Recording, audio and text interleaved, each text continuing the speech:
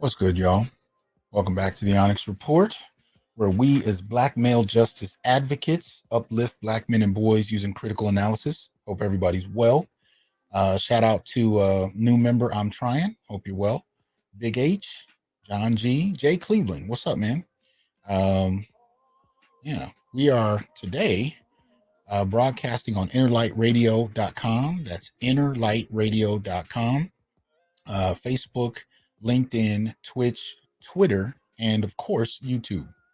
Like, share, subscribe, join, and donate. Support the channel if you will. What's going on, Donnie? What's up, Hybrid? Hope you guys are good. You know, as we get this started, there's a lot going on, as y'all know. I think I got a real interesting one for y'all tonight. You're going to learn a lot. A lot of things that brothers need to be way more aware of. But that said, make sure that you are supporting the channel. Make sure that you are a member, if you will, of the Onyx Report. There's various levels of membership right here on YouTube that you can choose from that come with various perks for each one, or you can go to Patreon and become a supporter of either the Onyx Report and or the Institute for Black Male Studies. So there's a way to contribute there and be a monthly patron to support both, or you can be a monthly supporter of the Onyx Report itself right here on YouTube. And of course, you see the other options on the screen. There's Patreon, Cash App, PayPal, Venmo. Support the channel so we can keep bringing you independent Black media. So we could talk about Black male media. We can talk about things we want to talk about. We can focus on the things we need to, and really get things on the table, because one of the biggest obstacles that we face as Black men is having the language to explain our experiences, even to ourselves. And it's been a long time where we've not really been able to do so. You know what I mean? We've been handed a variety of ways of approaching things that don't necessarily complement our experience, and it's been difficult to try and make sense of that. So it's time that we actually really emphasize building up our own language. What's up, Muada? Good to see you. A. Wilson, hope you guys are well. Let me see here. Here we go. I'm listening. What's going on? So yeah, entertain membership. Hopefully you will do so. And in the meantime, let me shout out my subscribers with this.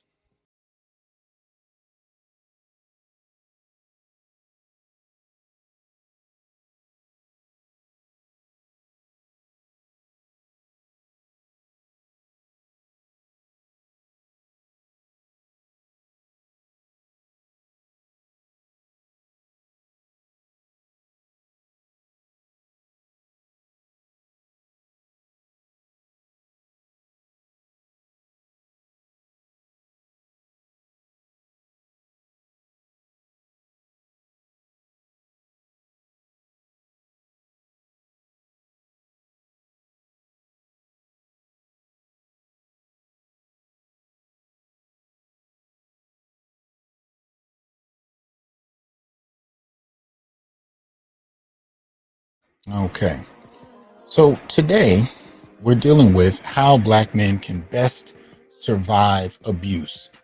And rather than take an academic, abstract series of ideas and concepts and throw them at you and hope that they stick, we're actually going to talk to a man who has navigated those very waters and done so in such fashion that he's not only been able to survive, but really began to push for his own well-being, his daughter's well-being, and challenge what most men in his situation would have to just accept. He's been actually able to push back against it and be heard in a variety of ways and get the word out. And we're going to help him do that tonight by showing you what you can do if you find yourself in a situation. Now, this is, you might consider, a part two to a video I did before. A video entitled "Man Being Abused Smartly Defends Himself." Right. So what I'm going to do before we bring him in is I'm going to show you a clip of one of the things, one of some of the experiences he had to kind of frame to you what we're dealing with, just so you know, most particularly if you hadn't seen that video, if you don't recall what was experienced on his part. So let me make sure I set up the sound. Bam, there we go. So here we go. All right. video. She's hurting me. She's grabbing my neck. I can't get her off of me. She's now lying, but now that I started videotaping, she'll get off. So right there, you saw the very beginning of the video. I started filming that video about 10 seconds after she had jumped onto my back, and she was choking me, holding my neck. She was also covering my mouth, so people in the same house couldn't hear me telling her to get off of me. And I started filming because I didn't want to hurt her to get her off of me, but I needed her off of me. And I thought that filming would do the trick, and it did. She got off, as you saw. But what I didn't expect is that she would repeatedly continue to attack me while I continued to film, and I'll show you that now. I didn't consent to you grabbing my neck and not letting me go and trying to shut my mouth with your hand. Playing circus. Yeah, we were playing circus. That's right. Oh, yeah, we're still playing circus, right? Okay. I'm not pushing you. You're holding me in the room. I'm opening the door. I'm opening the door. She won't let us out of the room. We'll go out the window.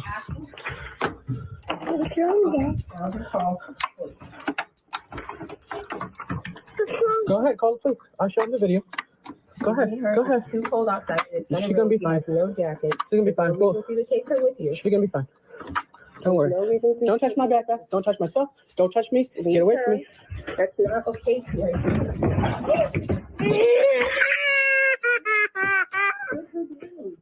Get away from me. She just hit me. She's grabbing my nuts. Get off me. That's what you've been doing for years in our relationship, playing like a victim. It's not true. No, it's not true. The video shows it's true. You've been hurting her and hurting me. That is not true. I've been playing with her and minding my own. She's in my arms. She's fine, except for that her mom's physically assaulting her dad in front of her. Okay, so here's what happened just now. I tried to have a reasonable conversation. She said something like, I want to protect Tundra. I said, you can't protect Tundra right now. You're attacking me physically. That's what's making Tundra distressed. You are making Tundra distressed. She said, I didn't try to attack you. I said, oh, video's going back on if you say that. And she said it again, the video's going back on.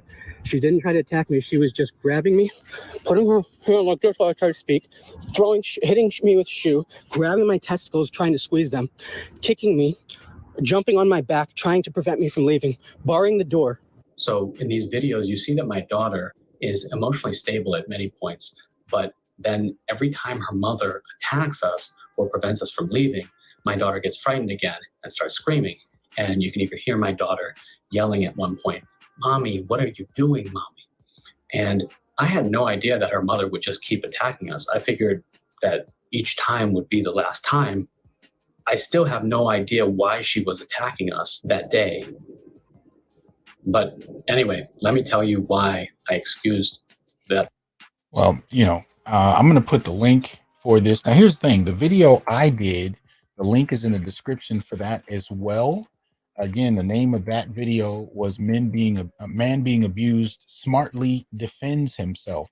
And that's going to be one of the things we're talking about tonight. We're going to talk about is how men need to best protect themselves, but we're going to do so by really looking at how this gentleman himself has done so. So let me go ahead and welcome him to the stream. How you doing, man? Hi, how are you? Good. Doing well, man. Go ahead and, if you would, introduce yourself, and we'll delve into this. Sure. My name's Troy. I am I'm a lawyer. I'm a licensed attorney in Illinois. I teach. I don't practice law. I teach stuff like how to get into law school. There's a test, the LSAT. I teach that, and there's a lot more I could say. Of course, there's a lot to everybody's story, but I'll just leave it at, I was in this relationship for nearly 5 years with this woman, and since like our relationship ended approximately a year ago, we've been having like court battles. More specifically, she accused me of domestic violence against her, and I beat those allegations, which were transparently false. Yeah. Tell me, just right, and we're going to start with this part right off the bat. Had you not recorded this, how do you think your defense in court against the accusations of domestic violence would have fared? Like I'm tempted to ask, like, are you joking? Because it would have been over. It would have been over real quick, and I would have lost. Yeah. So if you could give us the overview of the relationship, and when you know started to notice some strange things, some behavioral differences, so on and so forth. Give us an overview, because I think a lot of people have a lot of perceptions about intimate partner violence, especially as it relates to Black men. You have everything from assumptions that this only happens to ghetto girls, or to guys who are in and out of prison, or you can see the signs of this from the first day, and you must have been just delusional because you refused to look at it. Help us clarify what you actually went through, in terms of when you met this person and what happened from there. Sure. So I met this person in late 2016, and at first, she seemed very great, very amazing. Um, she she, unlike a lot of women today, she was um, interested in having children, which I've always been somewhat interested in, not fixated on it, but just interested in, because I like being with kids, and the kids seem to like me, and I feel like I can help raise them in a proper way. So anyway, she had graduated from some top universities in California, and she was a licensed social worker at the time, and then later uh, became a licensed clinical social worker. I don't know, something like a psychologist. Mhm. And for about 1 or 2 months, something like that, everything was ideal. Everything was perfect. No conflict, no nothing. And you know, we were spending a lot of time together because she worked in the field as a social worker, and she would go different places, and I would go with her because I had a job at that time where I could go with work from anywhere ish. So anyway, we'd spend a lot of time together, and things were very good. And at some point, we decided to have a child. You know, we were she, she, she told me this story about how, before I asked her to have a child with me, she was like praying in the minutes before that I would ask her, and that I did, and she was very happy about that. But things went downward pretty quickly after she believed she was pregnant, which was actually a few weeks before she was pregnant. Mm. And it's hard to say exactly what happened, because it's very clear now that there were a lot of lies and deception and manipulation, uh, pr- presumably throughout the entire relationship. I mean, not presumably, for sure, but it's hard to see what was lies, what was truth. But essentially, if I can try to capture the situation as accurately as I can, I believe her that when she believed she was pregnant, that triggered a lot of anxieties in her. And in addition to just her she thought that she had gotten what she mostly wanted, and so that she could just act any kind of way at that point. But also, I think, the ways she acted are so self-detrimental to herself that I can't imagine a rational person doing them. And she says that she did them largely because of past traumas and stuff like that. But just to give one specific example, years after my daughter was born, my ex, told me that she realized that the idea of birthing a child, triggered in her sexual trauma from when she was a child, and other children were violating her. Mm. And so my daughter coming out of her would be something akin to that in her brain, Wow. in a part of her brain. Wow. So there was a lot of things that started going on, and I wouldn't say necessarily that it crossed the line into actual legal abuse. Mhm. Um, at that point, it was just a lot of depression and lies and this and that, and various more minor forms of child deprivation, like, well, if you leave me, Troy, then I'm going to be with the child, more than you, or all the time, or something like that. The threat, Some low key threats. threats. Yeah. Yeah, threats and stuff like that, and I can't even hardly remember everything, but anyway, it progressed to the point where, I mean, I immediately, as soon as I saw the lies start and stuff, I said, well, I don't think we should continue this pregnancy together. I don't think we should be together. But she insisted that she was going to continue the pregnancy even before it actually had begun. We thought it had begun, and so I was facing the situation of like, okay, do I let my daughter or child, at that point I didn't know the gender, be raised by this person with a lot or a substantial amount of time, and or do I try to stay with her and make it work? And I tried to stay with her, and did my best to help her through her issues and lies and all this stuff. But by about early 2018, it had progressed to the point where I was done, and at that point, I said that we were done, but she like begged me to give her another chance. And now looking back on it, I realized that she wanted that other chance to begin fabricating a narrative of domestic abuse, so that she could take the child after we separated. So for about a month, she used it. We lasted about another month after she begged me to continue, and during that time, she started secretly recording my interactions with my daughter, attempting to. They were not abusive, obviously, but these interactions. But sometimes the child's crying, because that's what children do, and I'm trying to help our developing child deal with her emotions in a productive way and start using her words, because I and at my direction, my ex had like trained her very well how to speak and stuff. So she was speaking by 4 months, 5 months, not sentences, full sentences or anything, but very advanced. And so anyway, she started filming me in secret, trying to fabricate something about how I was abusing the child, and then so we split up, but we got back together. It's a complicated story, but but anyway, we got back together, and that kind of went on without me knowing it multiple times, and sometimes it escalated to her, like in the video you saw, engaging in physical violence, and other times in threats, just kind of like deranged threats of murder and all kinds of things, and threats that I'm going to call the police on you, and she did call the police many times, and etc. Hold on one second. So I want to be clear here, because I want people to understand, and mind you, you're talking to a group of men who have either experienced something similar or know somebody who has. So this is not an audience that is looking at you like you're some kind of alien. They're looking at you as somebody that they can relate to on one level or another. And you'll notice at various points in the evening that you'll probably see comments from men who can talk about something similar. So I want you to kind of know that first off.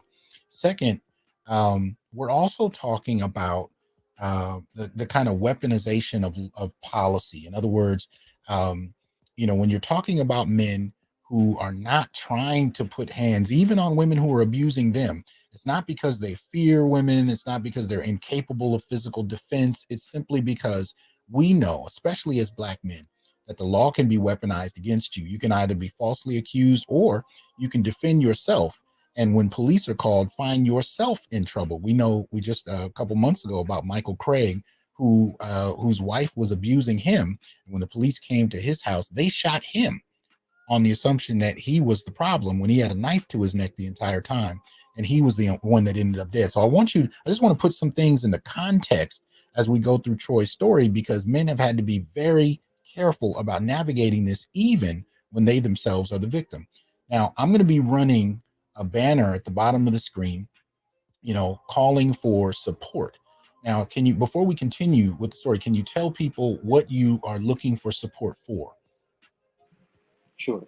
I'm not going to get into the details of everything, but there's various litigative efforts that are ongoing to basically reunite me with my child, who I haven't seen in over a year. And even after being cleared of all allegations of domestic violence, without any hearing, my child was essentially taken away. First, my ex took my child away fled to a domestic violence center as if she was some kind of victim, and then the judge kind of one or two judges kind of sanctioned that based on nothing and without giving me an opportunity to really say anything in my defense.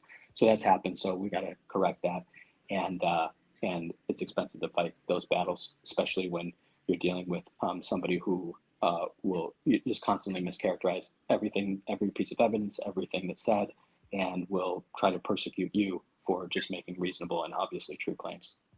Now, to be clear for my radio listeners, you can support Troy at Venmo, and that's at Troy Pasulka. I don't know if I pronounced that correctly. Or you can support him on his Cash App, $ Troy Pasulka. Troy is Troy, last name Pasulka. So if you're interested in supporting, you can do so either at Venmo or Cash App. So the second part of what I had asked you before is, sometimes you'll hear people just flippantly saying, oh, well, you should have seen these signs in her behavior when you met her. You probably just didn't pay attention. Tell us a little bit about that dynamic. Was it something, that was evident, and easy to see, or, it just, and I'm really asking this, for men who are starting in new relationships. We obviously are getting to know somebody, but if it's somebody with certain types of severe behavioral traits, what was your experience as far as that? Sure. Before I forget, let me just make one quick comment on some other point you brought up. You brought up a point about men not fighting back because even though they might be legally entitled to defend themselves, that the justice system will be weaponized against them. And I just wanted to also point out that that's a big factor, but also one reason I didn't fight back is because that's the mother of my child, and I don't have any interest in hurting her. So it's just not something that I would be interested in. And if you can prevent any of your reactions or emotions, or if I could prevent any reactions or emotions from taking control of my behavior, which I was able to, then I would, because I have no interest in harming her. So, well, yeah, but I'm even talking about self-defense. I'm not talking about counterattack. I'm saying even in self-defense, you can find even yourself. In self-defense, for me, even in self-defense, it's maybe not be worth it because, I don't know, but just something to think about. Okay. But anyway, like think of Martin Luther King, he could have defended himself, but he chose not to, right? Something like that. So that's also somewhat powerful or useful sometimes, at least, I think. But anyway, you asked about the signs. Yeah, that's one of the most important parts of the story, I think, because if you're already in it, there's things you can do to protect yourself, but it would be ideal not to be in it. And so preventing yourself from getting involved with a person like this, of course, if I had never had a child with her, I would be gone within a moment of seeing these things, even the initial things. But I did, and I could have prevented that. And should I have? Sure. I mean, would most people be able to see it? I don't know, really. I just know that I couldn't see it at the beginning, or else I wouldn't have had to have a child with her. But I saw it pretty early. Although I always think if we decided to have a child pretty early in our relationship, like very early, and that might strike some, myself included, as kind of weird, like why are you rushing into it so much? But then I think back, and if we hadn't made that decision early, would it have just been fine for 2 years and then things would have collapsed? So I'm not sure that it would have really been avoided by, possibly, but I'm not sure it really would have been avoided. However, what I can say is if I would have taken more time and known what to look for, then I could have avoided it. And I wish I would have, and I can talk about what to look for. Because I basically, I studied this problem for years with her, helping her, sometimes acting, literally cosplaying as her, not cosplaying, but, acting as her therapist. Oh, what did Troy do to you today? And how did that make you feel? And whatever. And helping her get therapy and all kinds of things, trying to, make the best of the situation and trying to keep things, a lid on things. So anyway, that's one of the, I learned. That's one of the things I call emotional labor, men's relationship emotional labor. Those are things that we do to try and help. to try and solve things, to try and defuse situations, hopefully before they happen sometimes. And we can actually become very sensitive to when there might be an explosion. So we try and learn ways to diffuse that. And sometimes it can end up, blowing back in our face. But that sounds like an attempt to help, on your part. Even though, in hindsight, you might be able to see different ways you could have handled that. That sounded to me to be a very sincere gesture. You tell me. Yeah, I mean, I was just constantly trying to help, and I have text messages and emails. Thank you so much, Troy, for putting up with me. And yes, she would accuse me of being abusive at other points, and then she would say, I know you're not abusive, and I'm just, I'm trying to work through it. And yes, I might have delusions, and then we went to therapy to address her delusions, and or maybe they're lies, or maybe a delusion is the same thing as a lie. I don't know, but anyway. The signs of what to look for.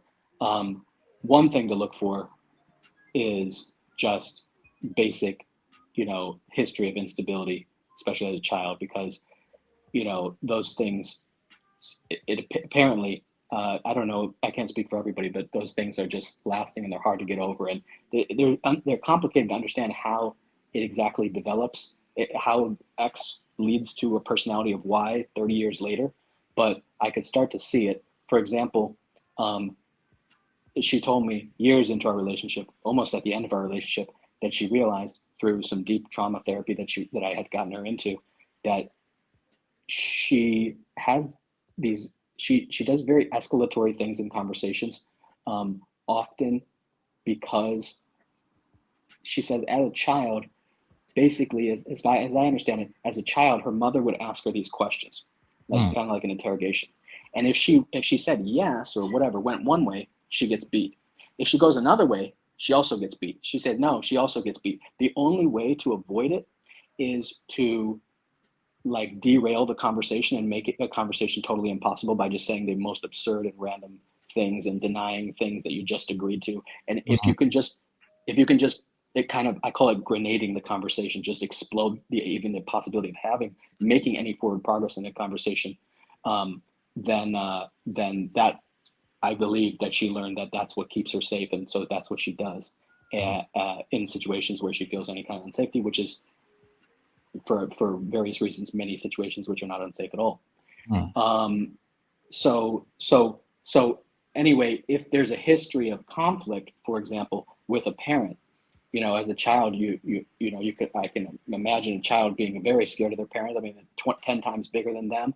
And, her mother had thrown knives at the heads of her sisters and all kinds of things, and getting switches and beating them with that and whatever. Wow. So, if your only focus is on like staying safe, maybe you learn to lie or do various kinds of behaviors in order to stay safe. And then that just becomes a part of your personality. Okay. There's many other things, but did you have anything to? Well, yeah. So take us a little bit through some of the earliest demonstrations of extreme behavior, most particularly when it came down to putting hands on you. What was it like the first time you realized she was going to take it to this level? And tell us what was going on, if you would. Sure. I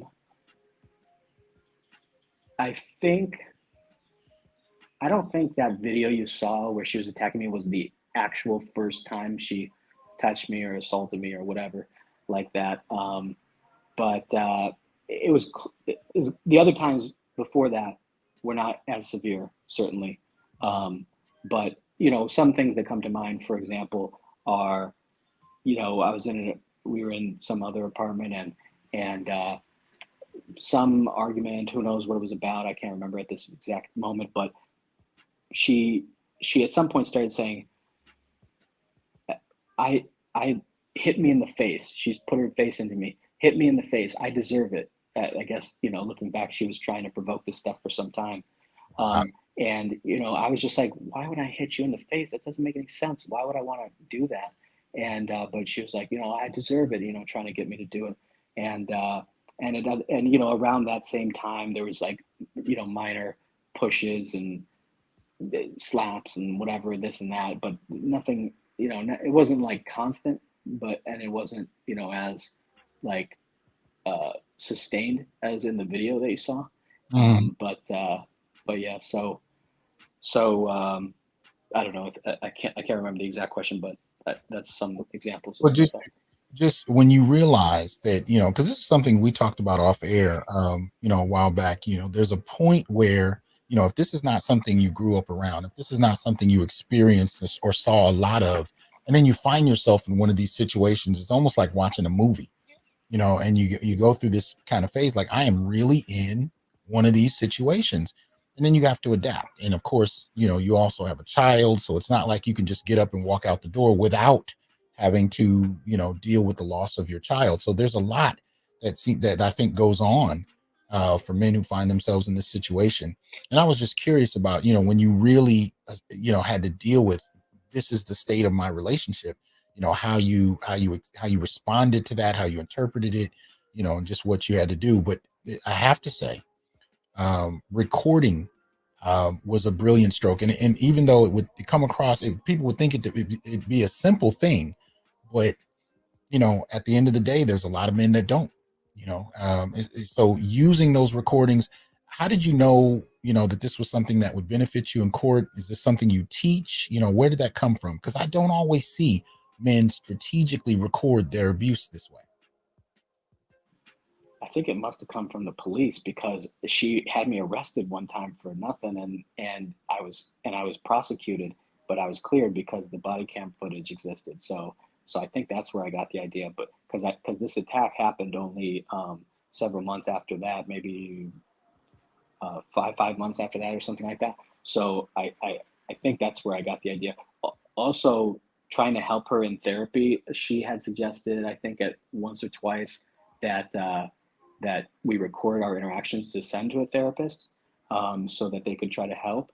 And also, she was secretly filming me before, so maybe that's where I got the idea too.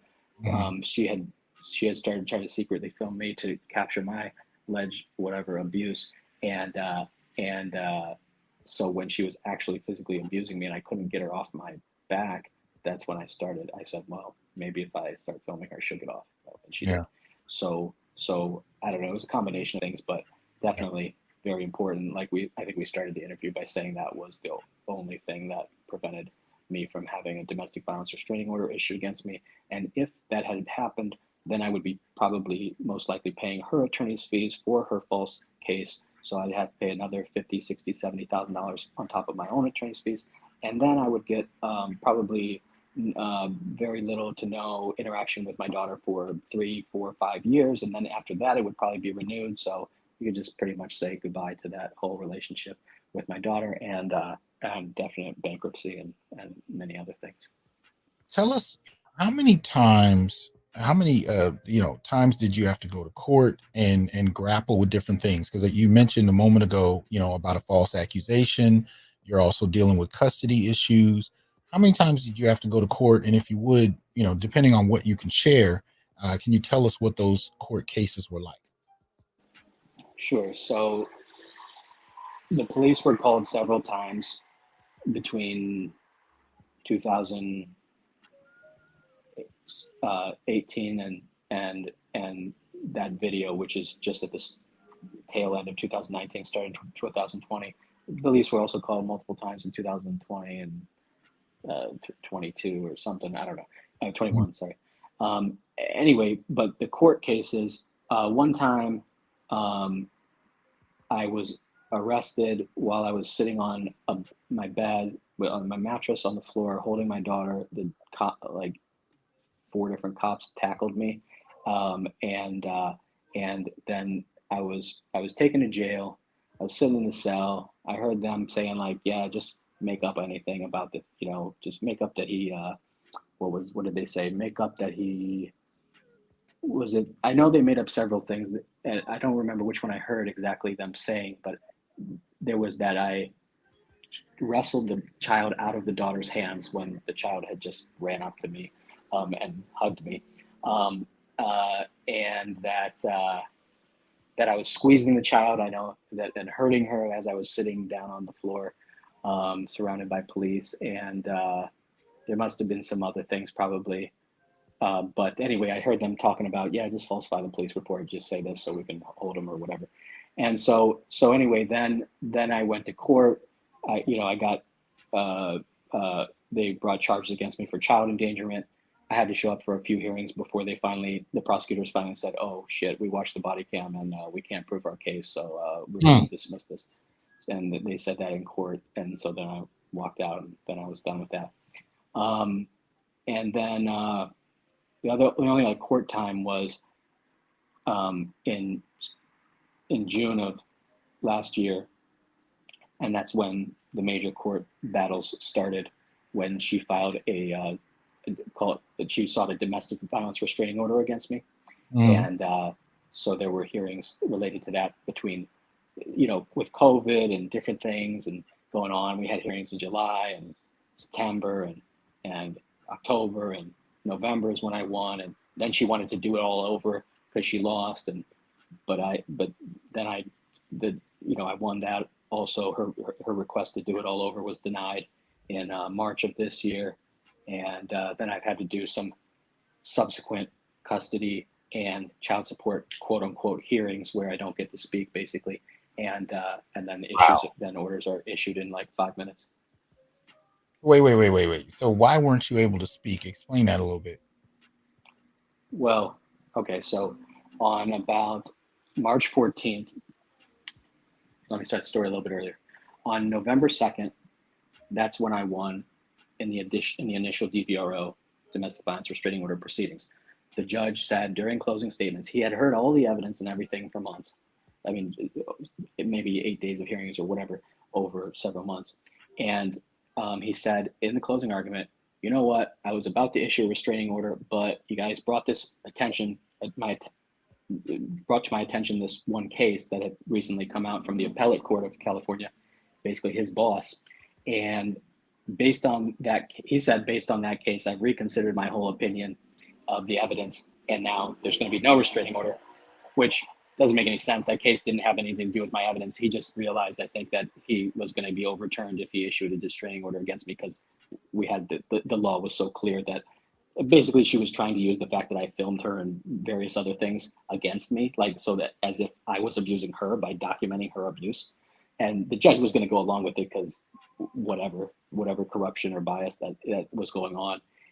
But then the judge realized he wasn't going to get away with it. So he last minute changed his decision and then said, and then made these custody orders where I can only speak to my daughter in the presence of a supervisor, and only 2 times a week or whatever. And I already moved out of state to get away from the threats of violence and stuff.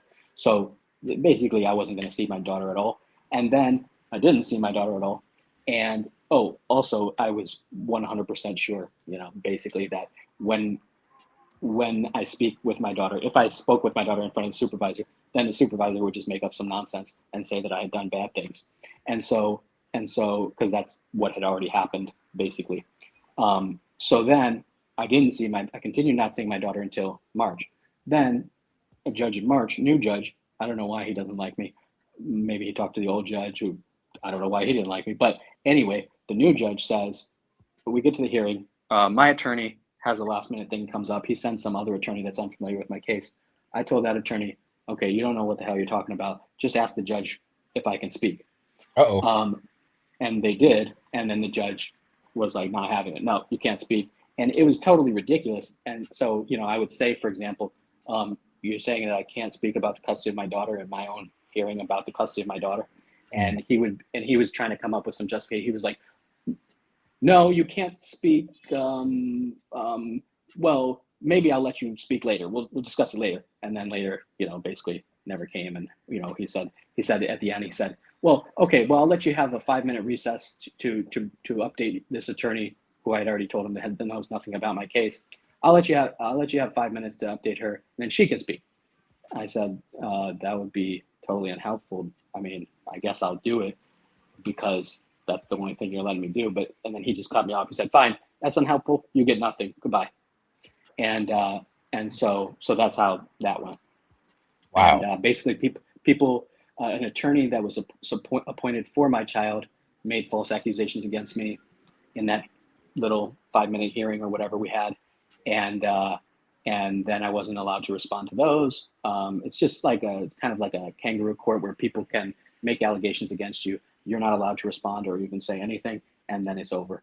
And and then I guess they justify all this by saying it's, well, these are just temporary orders. We'll have a later hearing, but my attorney asked for a hearing, and that request got, I don't even think it got denied. I think it just got totally ignored when she asked for an evidentiary hearing on custody. So like, basically any hearing that we've been at, including the child endangerment thing where the charges were dropped, anything where there's any evidence and I'm allowed to present evidence, basically I win. But so they don't want that to happen. So they I guess regarding the custody and basically the child support too, which happened days later, they basically they just didn't want any evidence or speaking, and so that they could get the outcome that they wanted.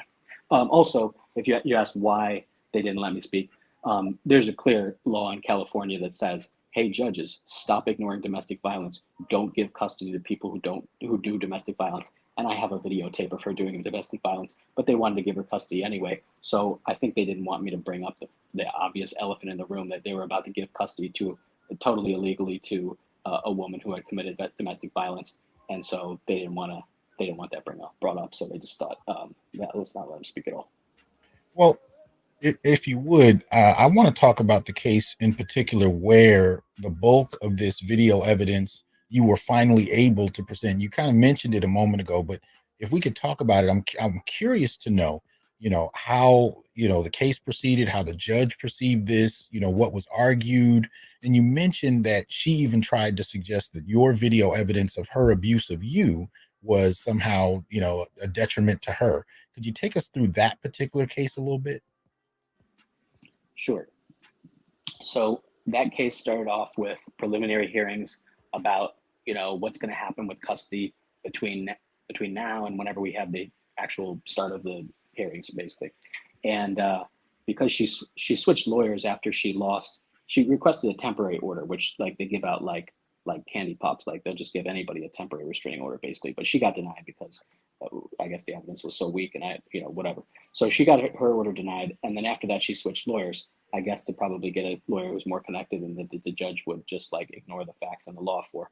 So anyway, she hired a new lawyer, and that lawyer requested that we continue or delay the real hearings so that he could get caught up to speed.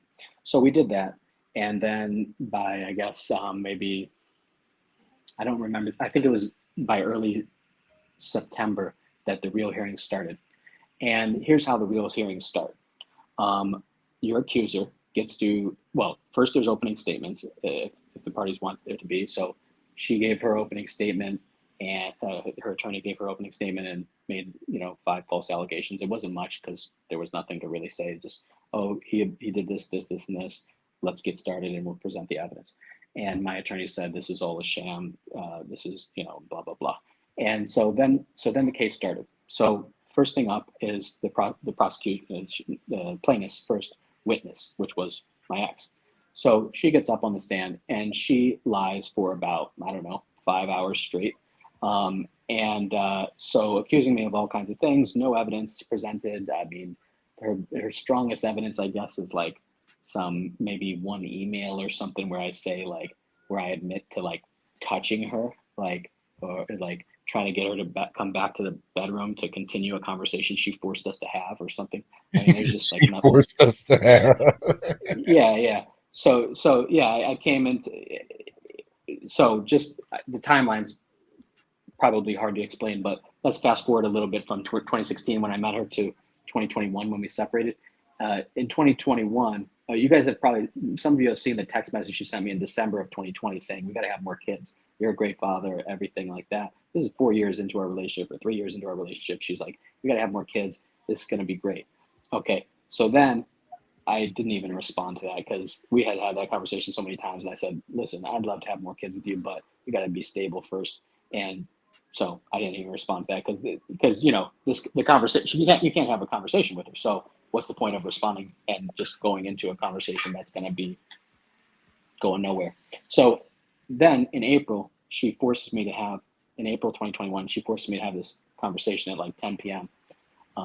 That's when she starts getting visitors, she said, and had night terrors and everything. So anyway, I think she gets anxious around that time. So she wants to force me to have this conversation. I'm like, can we do this tomorrow? She's like, no. And with always the threat of like taking my child away and stuff, present. So anyway, she forces me to have this conversation with her. Then she walks out of the conversation. I'm like, can you come back to the bedroom? And, so anyway, that's like the extent of her evidence. Then she puts on the video of her attacking me because she doesn't want to wait for me to be the one to introduce the video because she wants to spin it first. And so she says, well, what happened in the video actually is that Troy is trying to frame me as a bad mother. and so Troy, before the video, was calling me a bitch and this and blah, blah, blah, blah, blah, instigating. This is her story, that Troy was doing this. And so it's not a logical story. So I'm going to tell it as best as it can be told, but it's not going to make any sense maybe. But okay, so Troy's instigating. And then I'm just trying to de-escalate, my ex says, and I start playing a game with the daughter.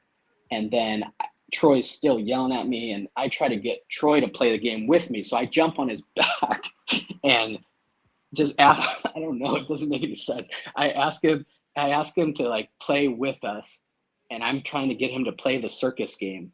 And he starts filming me as if I was attacking him. What a bastard. And then he tries to leave with the child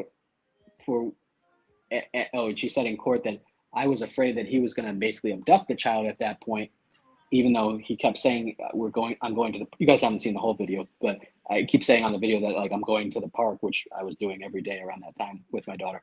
So anyway, so then she says, well, he was abducted. So I tried to stop him from abducting the child. And and then at some point, right after she tries to grab my testicles, I stick out my hand, and it appears that it's grabbing her throat. It's not. I just put my hand like cupped around. Well, I mean, there would be no problem with grabbing her throat because she's physically attacking me. She's assaulted me like 4 times by this time. But I don't grab her throat. I kind of like put my hand around her throat so that if she tries to continue going towards me or getting around the sides, that she'll run into my hand. So then I thought I was going to have to back up because I wasn't going to touch her. So I thought I was going to have to back up into the bathroom more. But then she started going back for whatever reason. So then I went forward, and she said, well, see, he's choking me. And I didn't notice at the time in the trial, but it didn't make any sense that her declaration, her basically initial claims, allegations went back to 2018, 2016, and all kinds of things. She's listing all kinds of things, but she doesn't list this incident at all, because obviously it's her attacking me, and she hoped that I didn't have the video. She had tried to get me to delete the video several times. So anyway, so she didn't mention this day at all, or this incident at all in her initial allegations. So then I didn't really notice. A lot of things are going on in the trial at once, and there's so many lies being told. It's hard to keep track of everything. But she basically had her lawyer ask her, oh, when's the first time you remembered being choked, in this video? She said, oh, it's just today. I only remembered it today. Because like that would help her explain why she didn't include it. If this is like she was including everything else, but like why not? You're getting choked, really? He was abducting your child. You were going to call the police on him in the video. You're getting choked later on in the video, and you're saying that these videos are going to be used against you, but you don't remember anything about this incident. So anyway, it didn't make any sense. So anyway, that's what she said about the video, and obviously, and the judge later said, like, she's not playing a circus. She's preventing him from leaving the room, and it's possibly a crime under, it's definitely a crime, but he said it's perhaps a crime under California law, and so that's what happened with the video. So you actually had the judge admit, audibly that you were the one that was actually being violated in a particular way. Like the judge actually acknowledged that. Yeah. So in the initial case, so when she first played the video, that's what we were explaining, what happened in that whole case. But when she first played the video, as part of her direct examination, so before anybody had asked her, like my lawyer had asked her questions, just her talking to her own lawyer, basically. When she had played the video, the judge stopped the trial, and it was absurd. the judge was like, I'm going to stop this for a second. I just want to say to the parents, like, you got to look at you got to take care of your daughter. I'm like, dude, you're just watching me be assaulted. And the daughter is getting assaulted by this lady. Stop fucking lecturing me on how to be a good parent. Like, it was just crazy. And I imagine a woman being assaulted by a guy in a video. And then the judge says, I should just, chill and take, just who's thinking about the welfare of the child? Mm-hmm. Obviously the person trying not to get attacked. How about that? But anyway, so the judge has this weird view. I mean, he must know the truth, but he's expressing this weird lie that he doesn't know what's going on in the video, or the video's kind of ambiguous or whatever. And by the end of the trial, I guess to avoid making the explicit finding that she's committed domestic violence against me, he says, every time I watch that video, I have more questions. It's like, what? What do you mean you have more questions? She's repeatedly assaulting me, and she hasn't even really denied that. She hasn't even denied most of the things I said about the video. So anyway, but then she tried to later say, okay, Your Honor, I want to redo this whole thing. I want to have a new trial, or I want you to just change your ruling or whatever. So eventually in March of this year, we had a hearing in which he made his decision on whether he's going to reconsider his opinion, grant a new trial, etc. And in the course of denying her requests to do those things, he said, yeah, that's, you weren't playing circus. You don't look like you're playing around.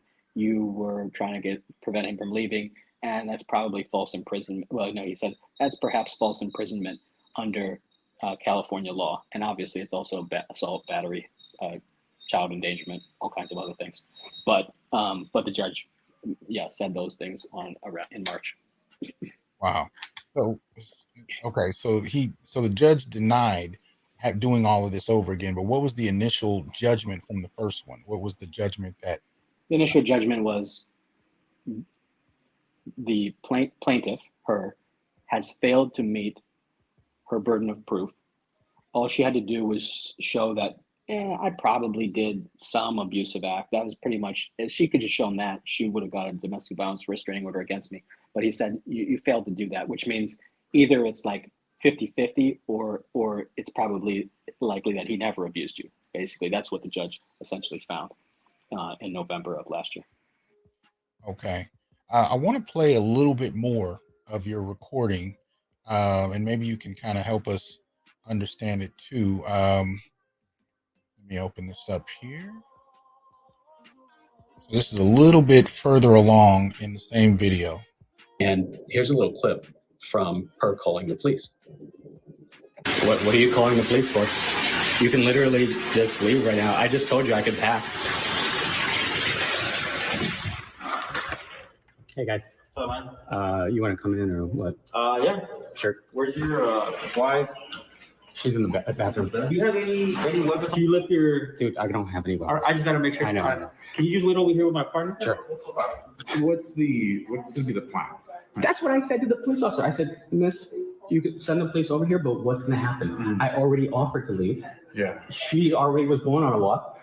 She said, can you guys separate? I said, she was already going on a walk. I was not going on a walk. And I was packing. By the way, I should mention that you don't have to take my word for it that I never abused her. And you don't even have to rely on these videos I'm showing you. That's because a month after she left and had a whole month of trying to use depriving me of my kid to rope me back into the relationship, she filed a domestic violence restraining order against me when I was not going to get back into the relationship with her. And that order, if granted, would have prevented me from seeing my daughter at all. And she lost that case. And she asked the judge to reconsider his decision, and she lost that too. And this was not a judge who liked me, by the way. In fact, my ex presented her case first, and the judge listened to hours and hours of her lying. And then he stopped everything. He took both our lawyers behind the courtroom into his chambers, and he told them that he'd seen enough, he'd heard enough, and he was ready to issue a restraining order against me before I had even gotten the chance to say a word. I had not presented any defense whatsoever. And my lawyer told me, hey. So take us through a little bit about, the day the police showed up.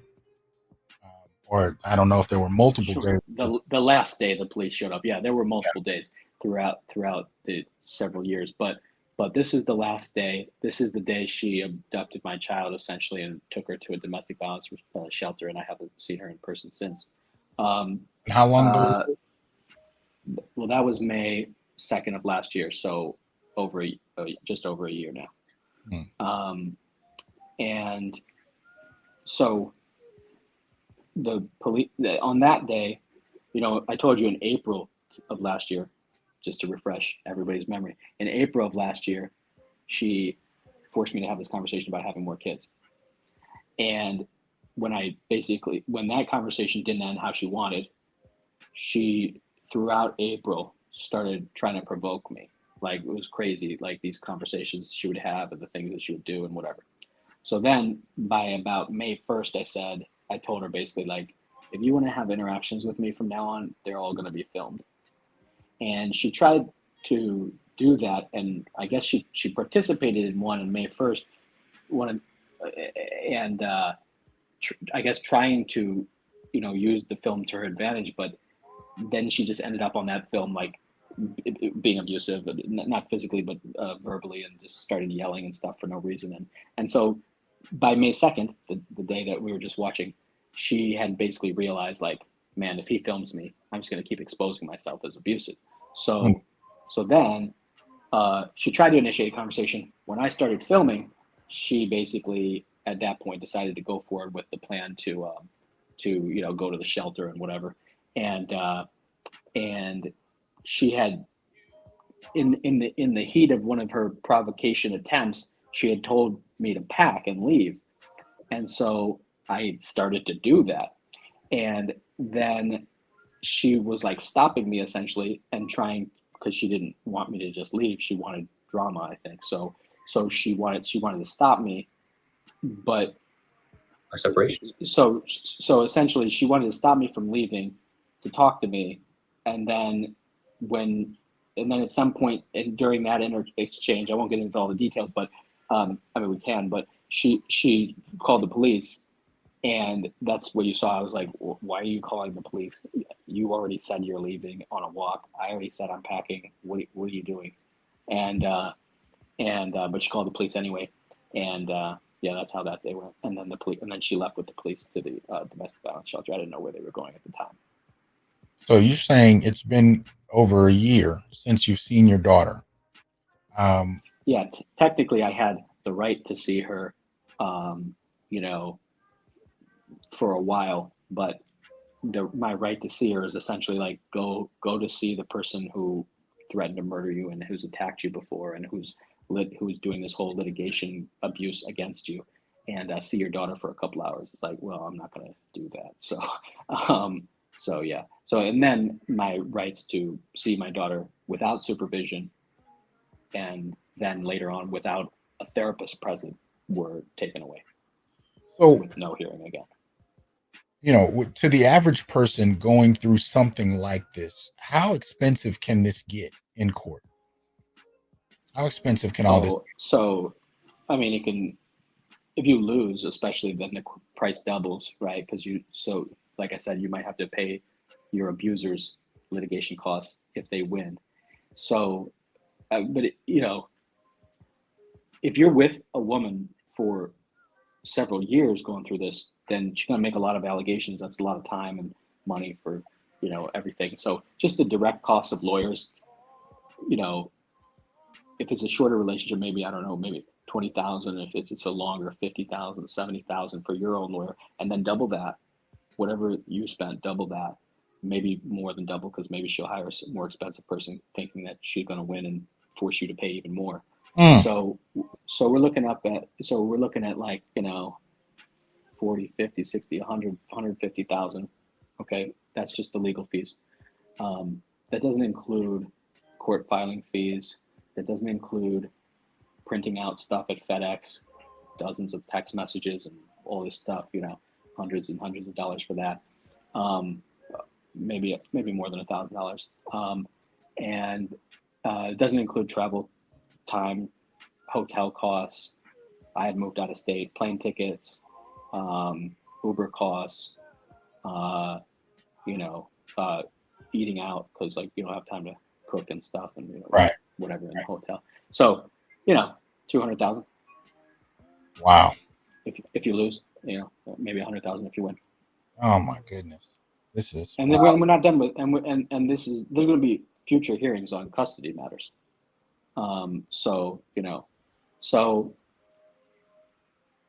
so it's just totally out of reach for many people and nearly out of reach for me, but I managed to do it. So Into a lot of debt.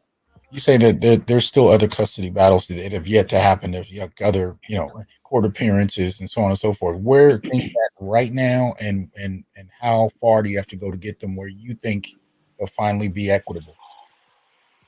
Well, right now, basically, she lost, and she could try to appeal and stuff, but I think her appeals would be, I think they're late by this point, so I don't think she can appeal necessarily. I'm not sure, but and even if she did appeal, like there's no way that she would win. So the majority of the stuff is over.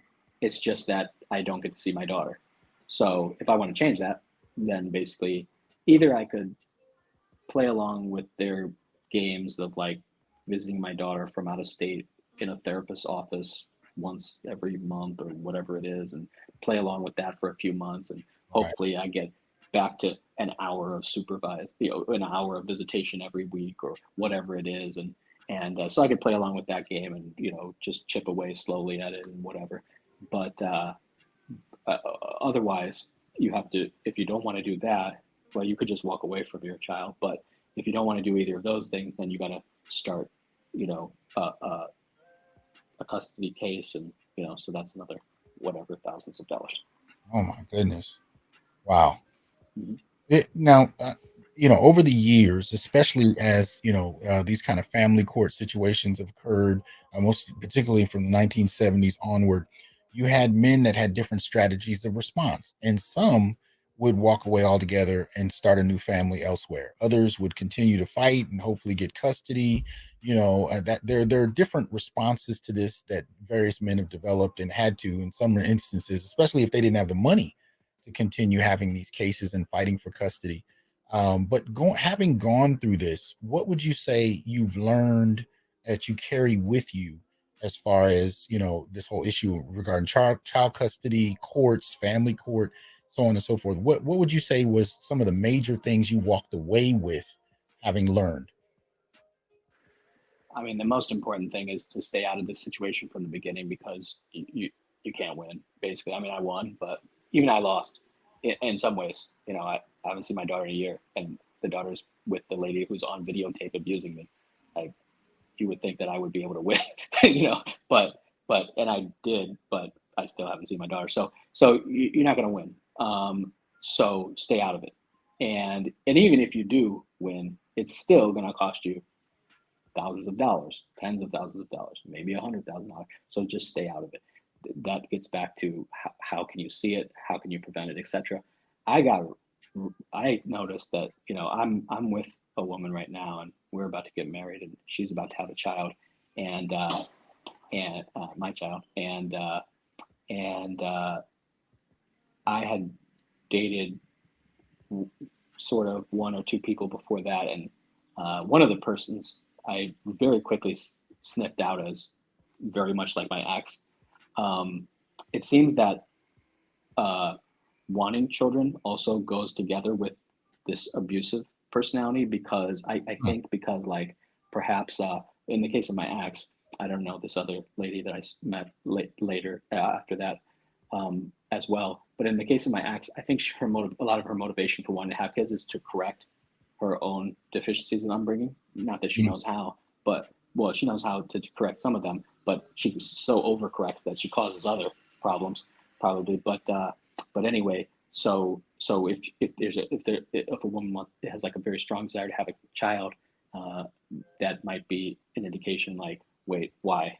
Because like a lot of people don't want to have a child right now, and so you might want to just look into the reasons for that, and there's many things to look into. That's a whole show by itself. That's because that's the most important thing. You got to stay out of this situation from the beginning. And one of the most important things is, in my experience anyway, is like basically zero tolerance for lying.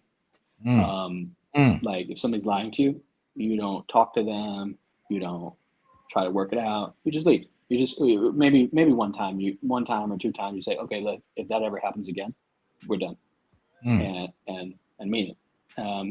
And so, by the way, probably everybody lies once, twice, or whatever, or something. I don't know. There's probably not a woman that you can find that won't lie to you one time or something, but there are some women, I believe, I think I found one, who if you say that, like, hey, this ever happens again, it's over, they won't do it.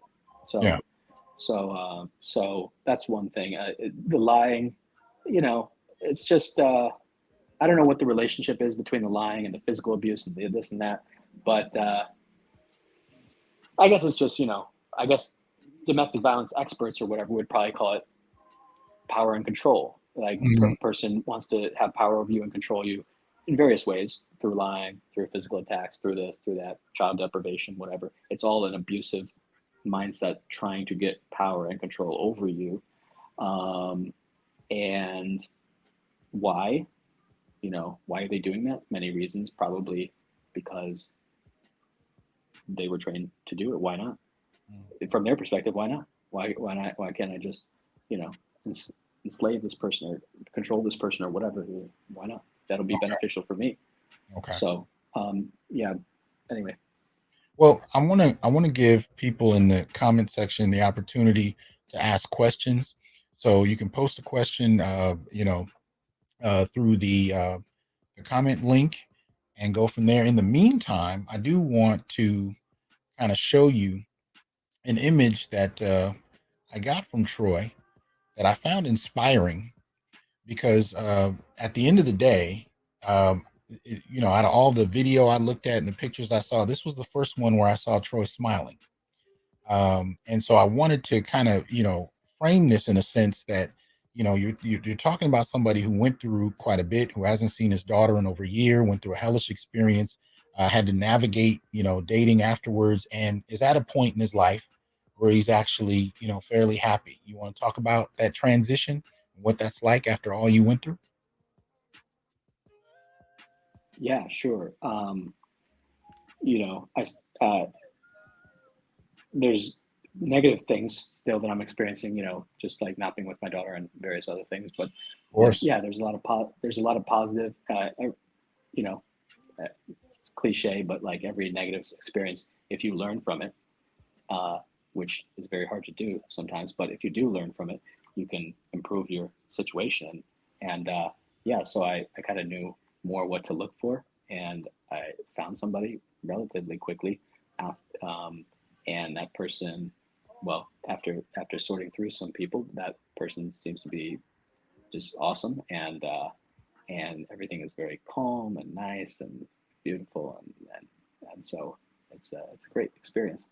And not only can I learn from my experience, but my new partner, can learn from my experience. And it's not like she has her own similar experiences, in the sense that, her sister is kind of like my ex or whatever. So, I mean, that's another thing. Like, there's a lot of women out there that are kind of like my ex, worse, maybe half as worse. But there's aspects of many people that are like this. I think it's just kind of like, I think you'd have to be like very brought up in a very specific kind of way not to have any of these traits. So I think that's kind of like the default, maybe. Okay. So anyway, that's something about my new relationship. Okay. Was there any type of PTSD or anything? Because I do, theorize that men who've gone through this, it can be difficult, even in a relationship that's new and peaceful, to kind of acquiesce to that. Is there anything that's ever, kind of presented itself as something you had to deal with internally, even though this current situation is peaceful? Well, it depends on your perspective. Like, maybe something that somebody would view as minor in the new Mhm. relationship, I would view as a deal breaker. You know, like, hey, that's gotta never happen again, or something like that, you know, or whatever. But so you could say that that's a trauma response. You could say that Mhm. that's just good planning. Whatever however you want to characterize it, but that might fall into that category. Um, there's certainly stress and this and that, but it's mostly, for me, it's mostly not in my current relationship. It's just stuff that Yeah. I'm still dealing with Yeah. from The the past. residual. Yeah. Yeah. Okay. So we have a couple of questions here. So one, man, my comment thing is moving. Okay. So Freddie asked, when is the next custody trial? Unclear right now, but Okay. So you still soon have, maybe. yeah. So all this time where you don't know when it's going to be, it's just time away from your daughter that much more. Yeah, yeah. You know, there's financial aspects of getting the money together for it. There's financial aspects of like, when am I going to be able to take a break from work, because you know I'm trying to pay off these debts, and then I have to fly into California, and you know, blah blah blah. And so so there's many different aspects that go into timing of such things. Right. Right. Another question we got was about, you kind of sensed some things early on that were off. What prevented you from walking away earlier? And what were some of the things that kind of, prevented that from being a cutting off experience earlier on? Sure. Um, it escalated over time, so it wasn't extremely as bad as it Hmm. ever was at the beginning. So Hmm. that's one thing. So, you know, if you watch that video, you're like, well, why wouldn't you leave that person? Well, she wasn't that person at, you know, 3 years before that necessarily. But Hmm.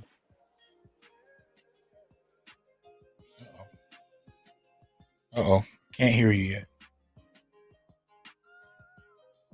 Did we lose you? Uh-oh. Oh, all right. Hopefully he'll come back in. Thing to keep in mind, and I really want to emphasize this to people watching this, you know, everything is great, in hindsight,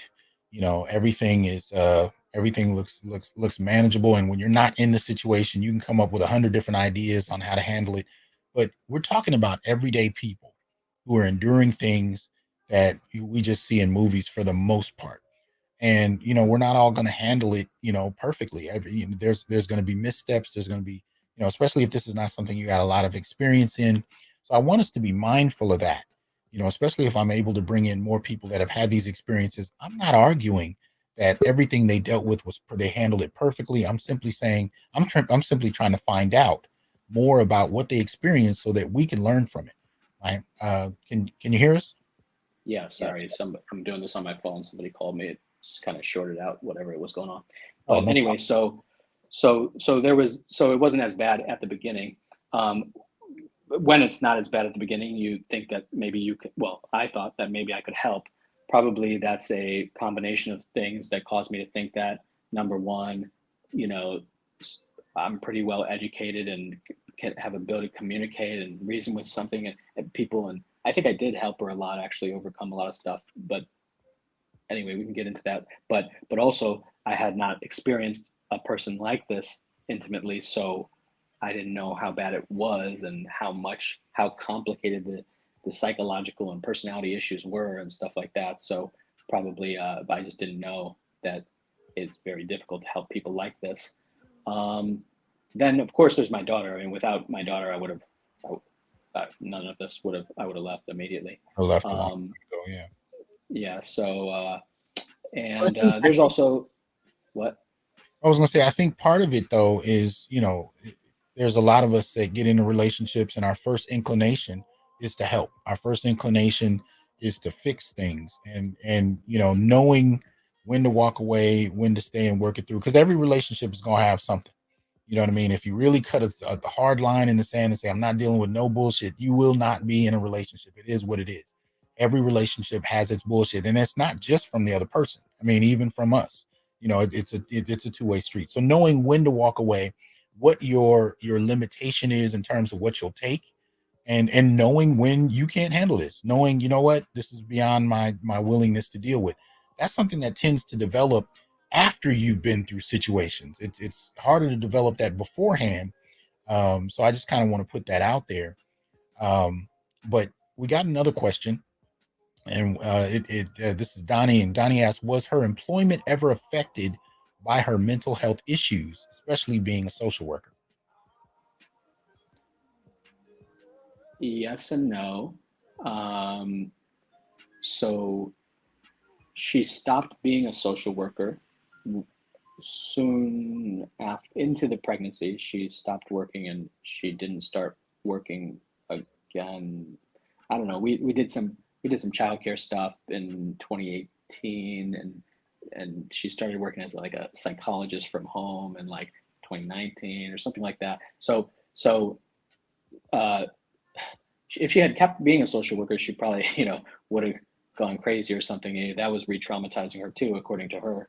And and certainly having to deal with these mental health things takes away from her working time. She's doing therapy constantly, and various, and just going into depressive episodes and whatever. So it certainly, like, she never got like fired for this stuff or whatever, something like that. But certainly it affects everything in her life. Okay. Another question. Broken Blade asks, I guess I'll ask the obvious. After dealing with someone with mental illness for many years, how did you keep from becoming unhinged yourself? How did you draw that line where you were able to protect your own sanity? Sure. Well, even one night in jail in isolation can start eating away at your own sanity, or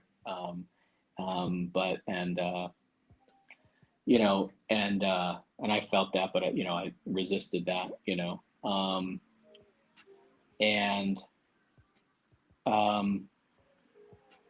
terms of the thing I think about first is the gaslighting and the lying. And I'm very attached. I try to be very open to different perspectives and not assume that mine is just the right one. So I'm a prime target for gaslighting, I guess. But I'm also very evidence-based. I mean, I'm a trained lawyer. So if it's not adding up and 1 + 1 is not equaling 3, I'm never going to accept that it is 3. I'm going to try to understand maybe why you think it's 3, but I'm not going to believe that it's 3. So I guess maybe somebody else experiencing this would go more unhinged in the terms of like going into the delusion or the fantasy or the lies with the person. But I didn't really do that. I don't know exactly why, but maybe it has something to do with my training and education, or who knows. But other ways to be unhinged in this kind of situation, well, I think that if you're unhinged by this situation, it's probably because existing things, that it's not like if you were perfectly healthy and placed in this situation, you probably wouldn't become unhinged by the situation. You would be sad, afraid at times, various things, but not unhinged. But I think when I think of somebody who would go unhinged in this kind of situation, I think of them striking back or plotting to get revenge or something like this. And if you or giving up on life. Yes, that too.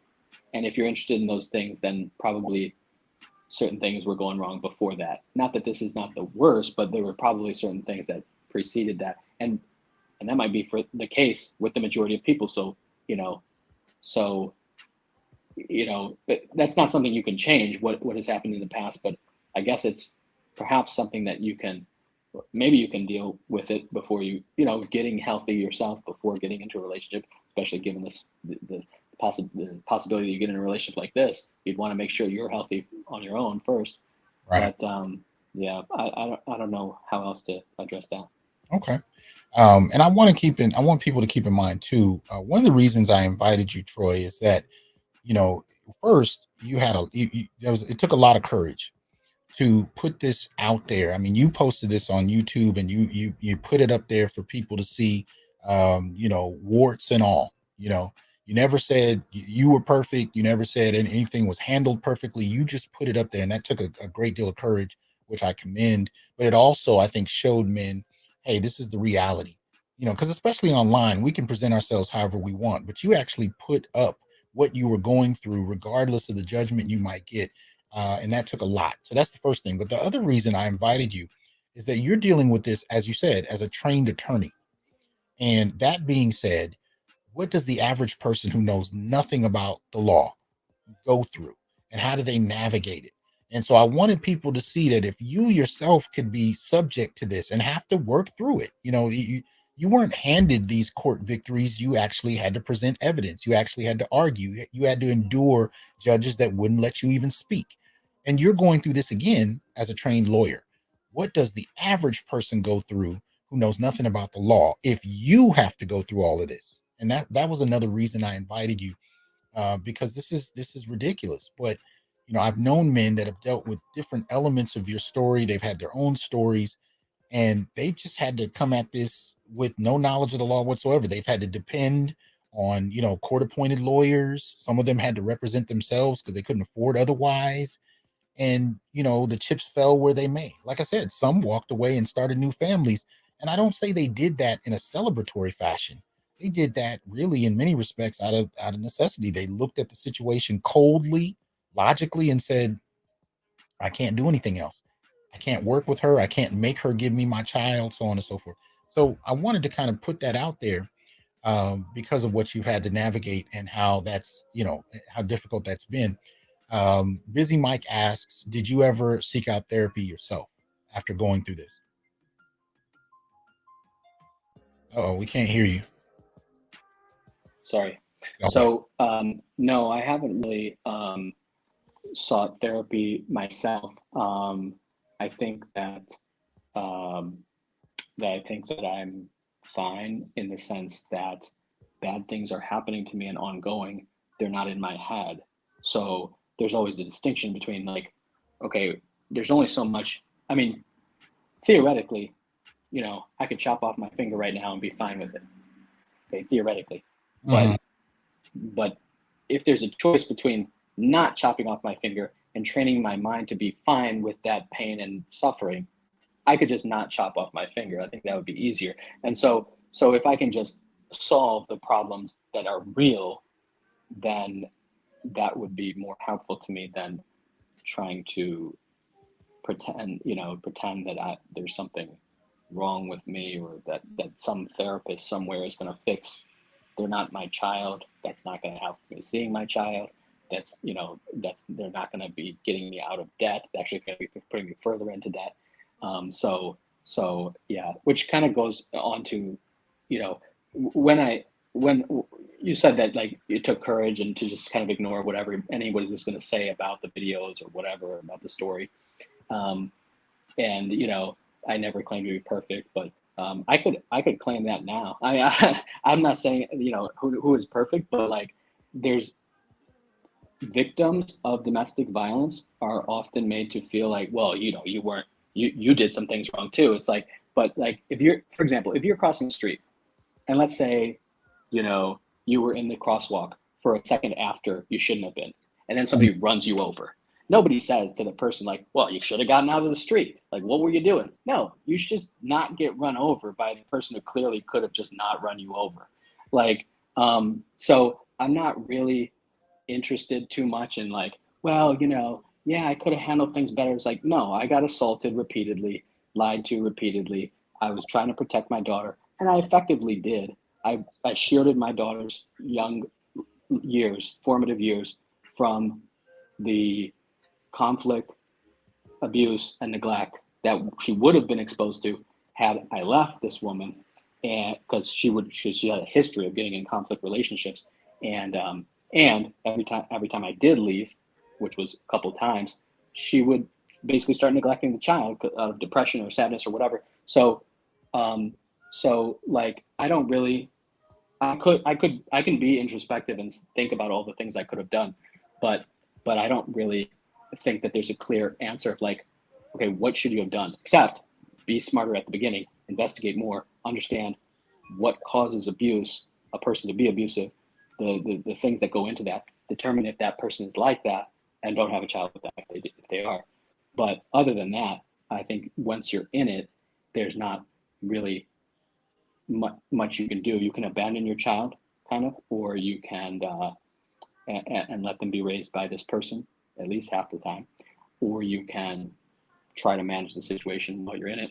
And if that means videotaping stuff, or that means whatever, whatever, then that's what it is. Are you fighting for full custody, partial custody? What is the goal for you? Well, I mean, legally, I believe I should be entitled to full custody because California law is pretty strict about domestic violence. If you've been abusing your spouse or your child or both, then you don't even have to do it for a long time or for years. You just like a couple incidents is enough, or like maybe one incident. And I have many instances, and some of them are on videotape. And then there's a whole year of litigative abuse, which if you look that up online, you'll learn about the situation that I have learned about firsthand, where it's nearly as abusive as the abuse in the relationship itself, oftentimes.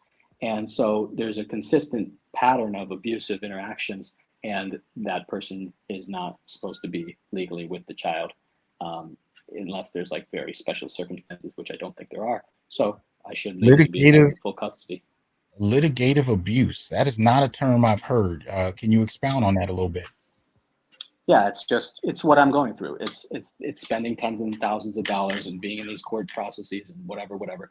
And it's being accused of attacking somebody when it's actually a video of you being attacked, and it's all this stuff, the gaslighting and the lying and the costs and all this stuff. And the California law, the reason actually that California has the loser of the abuse litigation paying the attorney's fees of the winner is partly because they recognize that often abusive people continue the abuse after the relationship through the courts, and as they do during the relationship through the courts and the police and whatever. So it is known by anybody in the field of domestic violence, I take it, that abusers will abuse people, and they'll try to do it in many different ways and manipulate courts and whatever.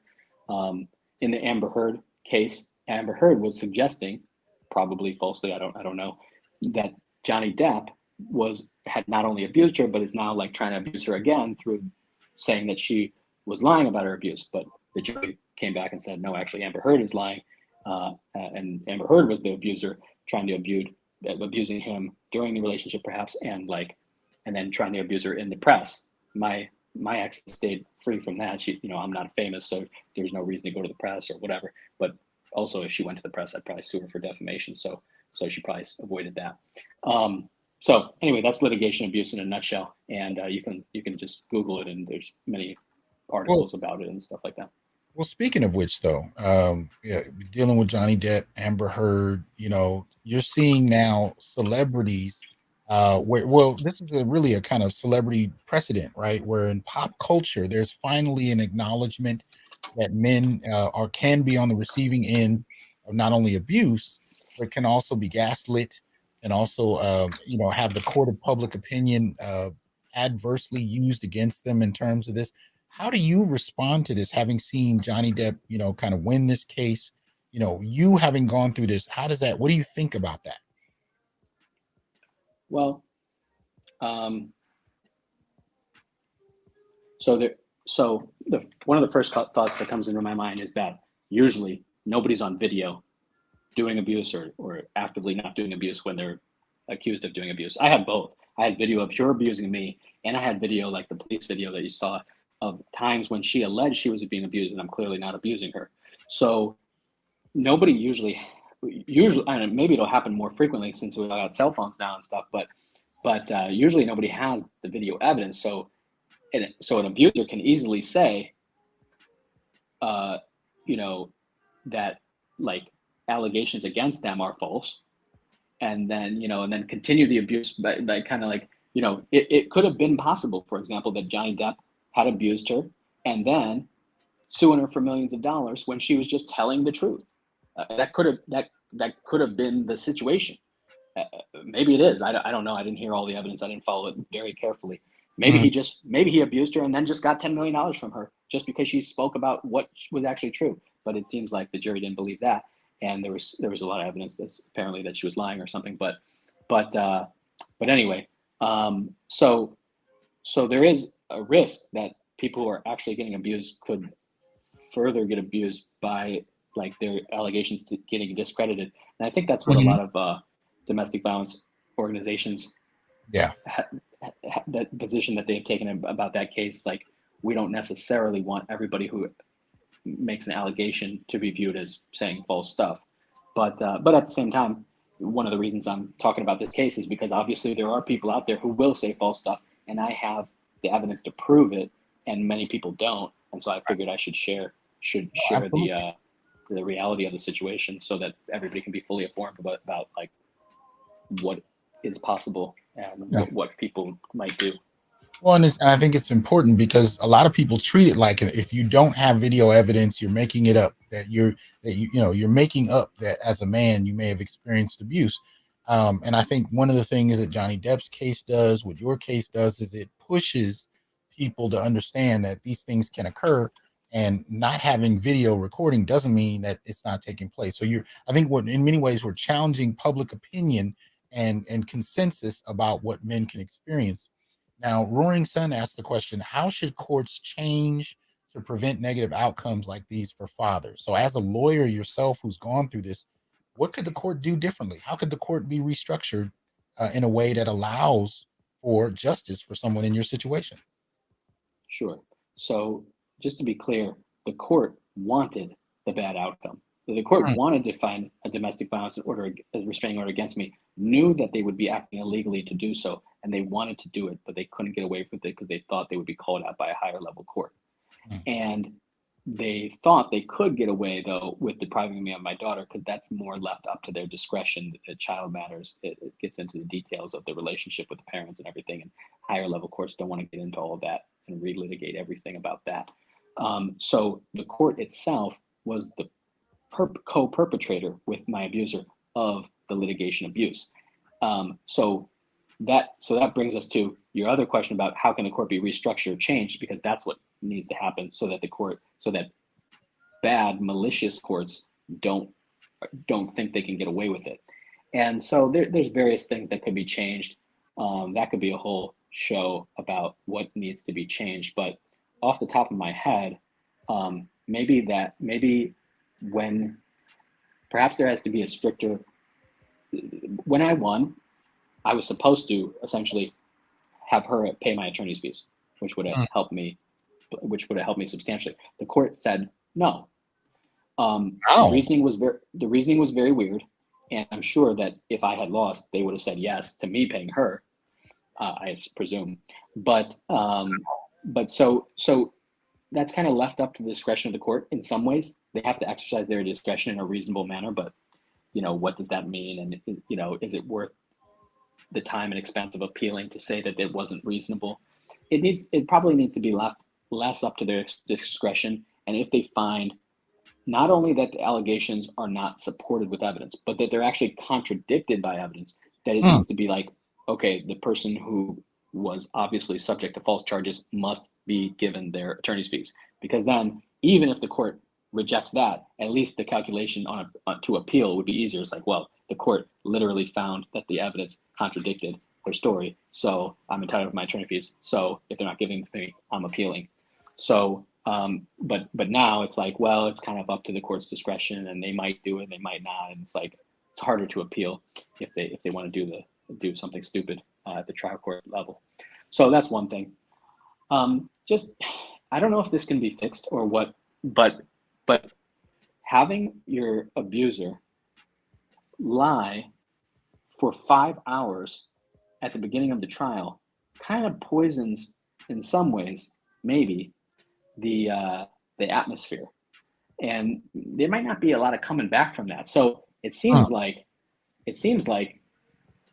I don't know what the solution is, but it seems like, at least in certain circumstances, like for example, when there's no documented injuries and when the relationship has gone on for years and stuff like this, it seems like maybe it should be handled in piecemeal. Like, okay, let's talk about the first 6 months. You get to go, and then you get to go. Instead of one person just like droning on for alleging years of false allegations. Mm. And because in my experience, it is very difficult for a person, even probably a person who's trying to be objective, to keep an objective mind when they're hearing all of these allegations for Right. hours and hours and hours. Right. It's like they just get to be believing to some extent that that's what happened, and then anything else that's said, it's like, well, no, that's not true. That's what happened because that was their first impression of what happened. So I don't know if that's maybe it's not. Maybe I'm more used to a court that is actively trying to do the wrong thing. So maybe maybe that wouldn't be such a big deal for a court that was trying to be objective. It's hard to say. Part of my reason for saying that is I've also seen therapists do that. But then again, maybe the therapists are interested in kind of making it about both people and kind of believing whatever they want to believe so that both people feel like they want to continue the therapy and keep paying the therapist. I don't know. But anyway, it seems like it's just kind of weird because we know that first impressions matter. So why would a person get to speak without any evidence in a case that doesn't seem like there would be abuse, like, 4 or 5 year relationship where like well-educated people and no documentation of any injuries and all this stuff. I mean, like, it might be abuse, but like, not, but it doesn't seem like there would be abuse. It seems like there should be more parity about who gets to present when and stuff. But who knows? That's a very entrenched feature of our court system. I think that the plaintiff and prosecution goes first, so that might not change. There's other things that could change. For example, some people are trying to get past a parenting bill that basically says it's just presumed, unless there's some crazy stuff going on, that both parents get 50-50 custody. There's other things that can be done in terms of, for example, maybe a law could be passed that says, like, filming acts, just make it more clear that filming acts to protect yourself that you think are abusive, like, it's not abuse, something like that. There's various things that can be done, but those things take legislative and political efforts and all kinds of things. You can, if you learn enough, completely avoid these situations, almost completely, if you just learn all the signs of what to look for. So I would bet on that before waiting for any kind of legislative change or something like that. Okay. Let me see. As far as therapy, because it's come up a number of times, people have asked about it. I'll say this much: I know I had therapy after my wife passed, and one of the things that I did learn was how to, more than anything, look at myself and my and the things that I believed in, even the things that I didn't make obvious to myself. And that was more in an effort to not recreate it, and that's something that, some of us have to navigate. So I just want to put that out there, that one of the useful things, especially if you find a good therapist, is being able to identify your own and observe yourself, your own decision making, your own investments, those kind of things that not only may have contributed to the negative part of what you went through, but the point of not repeating it, especially in new relationships, right? We're all human. We all have things we invest in, but being mindful of not recreating some of the things that has brought us past pain. So a good therapist is good for highlighting the role that can play. And so I do recommend that for most people in general, especially if you've gone through something traumatic, most especially if you've gone through something traumatic. But that's for sure. um, That's definitely important. I mean, I said I don't think I need therapy, and I don't think that would help with the things that I'm dealing with. But again, I'm a person who's, like, as a lawyer, I'm like trained to be objective and be able to take both sides of any issue and whatever. So I can examine myself, and I can, like, kind of scientifically study myself kind of objectively as much as possible, or at least to some degree, whereas many people are not trained in that. And so they wouldn't be able to, I don't think, objectively evaluate, are they contributing to the problem? Do they need to change something? What can they do? And even just assessing their options of how to proceed it does help oftentimes to talk to somebody else. Yeah. If you would, closing thoughts about, you know, your entire experience, what you really want people to know, and, you know, not only how they can help, but you know, what you're hoping their help will, you know, kind of help you to do. So just kind of give us that, some closing thoughts, as Sure. far as what you went through and what people can walk away with, and how they can help, and how that helps you. All right. Let's start with how they can be helped by me, or by my story, or by my, by this discussion, by you. Again, to reiterate, we haven't discussed it at the length that it requires. You need to look into the signs before moving forward with somebody, especially having a kid, getting married, even dating probably. You need to you need to study your partner. And before you study your partner, you need to study people in general so that you know what to look for. Mhm. And I've talked about some things, but that's the most important thing. There's other things like, you've pointed out that the recording can be useful. Um, you know, be careful about recording without a person's knowledge. That could Mm, get you in trouble easily. mm. That could get you prosecuted in jail. Wow. Um, so be careful. You need to study these things, and it's worth studying because it's a prevalent issue. I think even if it's not prevalent at these extremes, which it may very well be. I think that it's prevalent to some extent. Uh-oh. Looks like we might have lost the signal again. Might mean he got a phone call again. Um, let's see here. Taylor says, facts, watch those depression levels. Early treatment is the best treatment. Real talk. Hey, can you hear me? Yep, we got you back. Go ahead. Sorry, I don't know what happened. So yeah, just in general in life, not only relationships, but just anything you're doing, I would say put in like a few hours at least to effectively study the issue first before jumping in. And with this issue, probably want to put in at least 6 months of studying or something. Just constantly like reading things, googling things, talking to people, listening to people who've been through stuff, seeing like what the signs are, what to look for, how to ask about those things for a partner. Um, yeah, but once you're in the situation, what can you do? I mean, there's many things that you can do. You can try to get documentation of various things or verification. You can keep text messages. You can have a file on your computer, or just send yourself emails periodically, like capturing certain. If you feel like there's any kind of, or even if you don't feel like there's any kind of risk, just capture some screenshots or whatever of some text messages, or you could download, your Facebook messages. You could save a copy just if you ever need to show the nature of anything. Hey, oh no, this person was telling me I'm the best person at this time. Why 2 years later, a year later, she's saying I'm the worst, or 2 days later, is she saying, so anyway, preserving evidence. I talked about filming without consent. You can get consent, presumably. I'm not an expert in this, but you can presumably get consent to film certain things prior to the things happening. Mhm. That would be an option. But anyway, also just know that also in my situation, for example, know that pregnancy can change people drastically. So it doesn't necessarily matter whether they think they will be changed, whether you think they will be changed, etc. Make sure you're prepared for if it does change a person. With my new partner, it didn't change her at all, but Okay. with my ex, I mean, it totally changed everything that she was doing.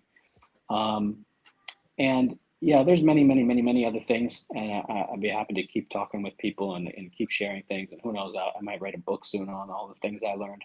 Right. But yeah, in terms of how other people can help my situation, and thereby perhaps a lot of other people too, by setting certain legal precedents and stuff like that. Yeah, I mean, right now, the court stuff is expensive, and getting good help is expensive, and so financial contributions are welcome. if you can't contribute, or even if you can, sharing like the GoFundMe that I have. I don't know, you might have a link to it in the comments or something. But I just have the Venmo and the Cash App up right now. Oh, okay. Yeah, well, maybe you can add a link to the GoFundMe to the comments or the description of the YouTube video that you put up or something. I don't know, but that's if you anyway. Point is that can be shared. There's a description, there's the video, and so if anybody wants to share that I'd be happy to if they could share that so that I could help get other donations. And there's many other things that probably could be done. For example, there might be other people that your audience know that talk about similar issues on other YouTube shows or other shows, and putting me in contact with them so that more people can learn about this stuff, and so that I can reach more people and try to help, fund my situation and to be reunited with my daughter. And there's many other things, and you can reach out to me and personally if anybody is interested in exploring any other options for helping. Yeah, do me a favor, resend the GoFundMe, because I'm not finding it down. I want to definitely put it in the description of the video, and I'll put it alongside the Venmo and the Cash App information. The key to this, though, that I really want people to pay attention to is, I put the link to his video and to his channel in the comments earlier. I'll put it in the description so you can go directly to his page. You can watch the videos there, you can comment, but you can also support him. But these are the kind of conversations we need to start having more of, because this is finally coming out. It's been going on for generations, but it's not been framed as important, even to the point where boys don't necessarily grow up learning about the ways that abuse can present itself, not only to them as children, but also to them as adults. Right? The prevailing idea in American society, I would argue, is that men both don't suffer it. And I've even had academics tell me men don't suffer from abuse at all. So these are ideas that we need to push back on, and we need to be able to point out cases where this has occurred. We need to be able to hopefully take advantage of precedent. If there are cases that, actually go to trial and, and actually represent men's experiences in a way that they're not traditionally represented, we need to be able to cite those precedents and talk about them and pass it around and share that information. So that was one of the reasons I invited Troy tonight. I hope we've done some of that, and I hope you'll pick up from here and continue to spread the information about that. So Troy, I greatly appreciate you coming on tonight and sharing with us what you went through. And I'm happy that you are actually in a good place, albeit, not having a chance to be with your daughter. That aside, I'm happy that you were able to kind of push through this and actually reach a point where you're at peace. Because there, if this interview was taking place from a jail cell, I can't say I blame you. You know what I mean? I can't say, he was wrong straight out. I'd have to, there'd be part of me that would have to say, I completely get it. And, many of us listening might be in that cell if we went through what you went through. So, I appreciate you being here. I appreciate you, sharing your experience, and letting brothers know what can happen.